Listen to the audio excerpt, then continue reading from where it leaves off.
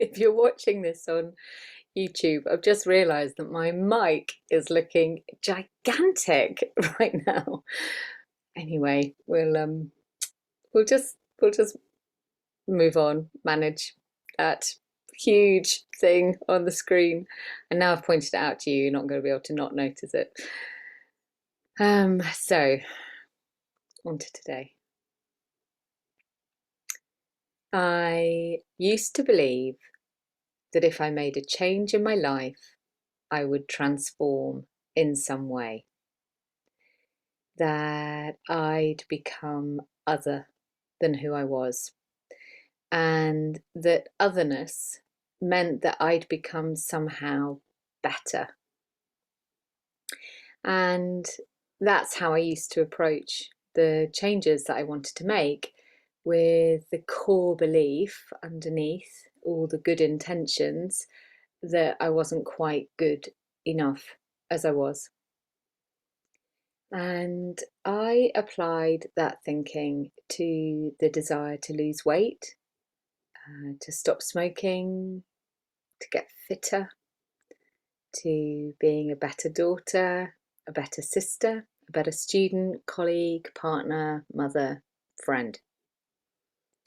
And so I'd keep trying to do those things, make those changes, and I'd keep failing, or I'd think I kept failing. And it wasn't until I realised that I needed to get underneath all of those beliefs about my own self-worth that I was able to make the changes that I really wanted to make. And a phrase that can be useful here is to recognise where we're sitting in a place of lack. So, what's the thing we believe we lack that's driving the desire to change? And my sense is, sitting here now, that within that kind of lack mindset, we tend to believe that change is about transformation. Through change, we somehow transform from sitting in that place of lack and become better than we were before. But there's something core within the idea of becoming better than that I now find deeply challenging, even while I embrace the concept of change being a positive process. Because there's a danger here, of course, that we can begin to believe that the changes we need to make are like the metamorphosis of the caterpillar to the butterfly. Perhaps even believing that we need to embark on a complete transmogrification, a total change of ourselves, and that through total change we can become someone else entirely. Because maybe, just as I did, we don't believe we're good enough as we are now. Maybe we believe we need to be different in some way. Maybe we believe that in order to be loved fully, we need to change, or to be lovable, we need to change. And this, of course, is what can sit at the heart of many changes we might look to make. So you can translate that concept to be loved into ideas around fitting in or belonging, or being recognised, being heard, being seen, being valued. It all comes down to the same thing. At the heart of it, my sense is that we can generally find a sense of lack, a sense of lack, and this idea that we're not quite lovable enough. Now I find myself balking every time I hear someone talking about becoming your best self, as though the person you are now is in some way less than best. And this growing distrust of these kinds of messages is what's led me to take the gentler path in my own work with a capital W, so the work that I've done on myself, for myself, and in the work that I do with others with a small w. So I recognize that I prefer a more inquisitive approach to change, an approach that's person-led, exploratory, compassionate, an approach that holds in its heart the fundamental belief that we are all worthy of love, exactly as we are. And so my growing realization is that what change actually represents is not transformation, but revelation. And it's this revelation of our true selves beneath the clutter and the noise that we've gathered round us. And often we gather that stuff to protect our fragile, vulnerable selves. And so embarking on a lifetime of choice to effect change in our lives means consciously, deliberately, kindfully loosening the threads of the things that bind us until they release and they fall to the floor and we are revealed ourselves exactly as we always were, simply without the things that no longer serve us, that hide us from our true self. So therefore the question here could be, how? How do we release?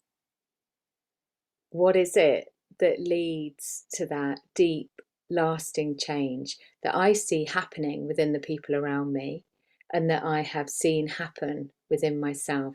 And it doesn't mean that it's done, it's all done and dusted, because it's an endless process, of course, this process of change, this process of deepening self-awareness with self-compassion. But I recognize that I have been through some stages of it, and I recognize that I see it happening within the people around me too, or within some people around me.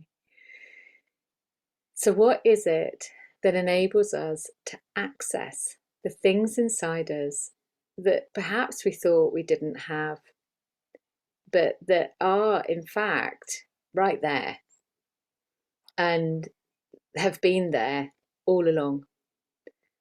So things like hope, joy, self-love, courage, discretion, fierce self-compassion, purpose, vision, conscious power, the ability to create and maintain clear boundaries, and the ability to feel deep and lasting gratitude for everything in our lives. I believe this is what deep and lasting change gives us. But before this revelation comes the self-awareness, the ability to recognize what we have wrapped around us, what we have been potentially hiding behind in order to somehow manage or control how we are in relation to others, how we are in relation to the world. So essentially, this idea of revelation is more about getting underneath the behaviors, the habits, the thoughts, the mindsets, the judgments that form the carapace of artifice that can shield us from revealing our true self. And it's about recognizing that we have put these shields in place because we want to look after ourselves. We want to protect ourselves. So, as ever, this is not about criticizing ourselves for the things that we've wrapped around us. This is about seeing it all with deep love and compassion, and then working gently and tenderly to see what needs to be released. So, sitting in our kitchen, discussing this idea with my husband, Anton, he said of himself, I think that I'm now more of the person I was when we first met. And this sounded like a beautiful realization to me. And if you've listened to other episodes of the podcast, you'll know that I have a strong sense that I am now the woman my 21-year-old self thought she was going to become. And my very personal reflection, when I look at the changes Anton and I have gone through as individuals over the past few years, and the changes we've experienced as a couple, is that we are no different now from those two young people we were when we first met at 19 and 21 over 30 years ago. Except, of course, the experiences that we've had since then have been rich. The losses we felt have been deep. The love we have felt has been complex. But at our heart, we are the same two souls.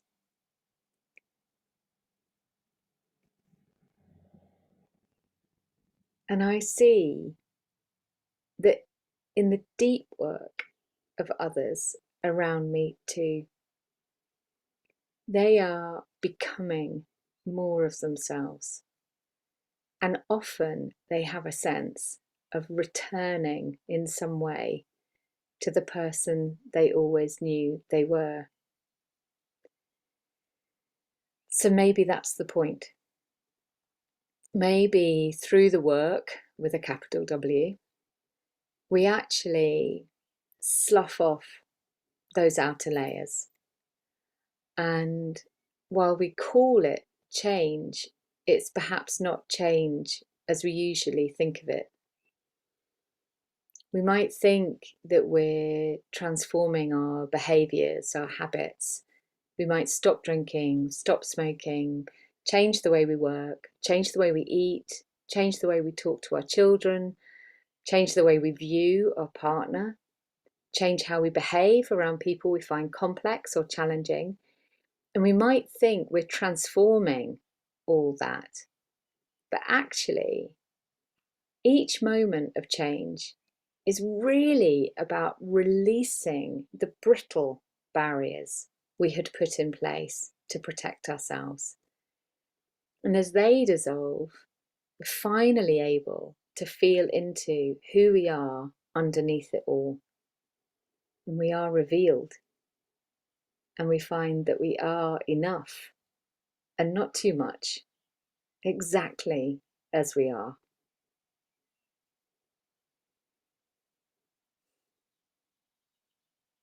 So there is so much more to this topic.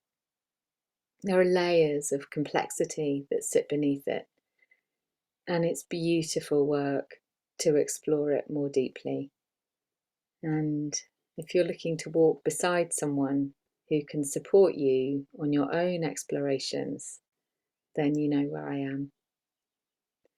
And just to flag as well, I mean, it's almost like this was planned, but it wasn't. Each episode arrives and is recorded in its own time, in its own way. But this idea really relates to episode 1 of this season, season 7.